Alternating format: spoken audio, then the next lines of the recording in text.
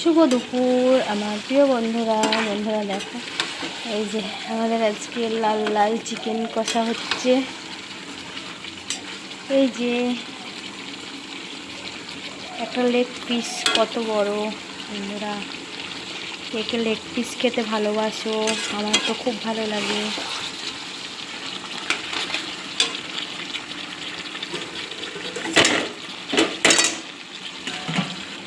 আর একটা হচ্ছে এই যে চাল কুমড়ো ভাজা, কেমন হয়েছে। আর এই যে ভাত,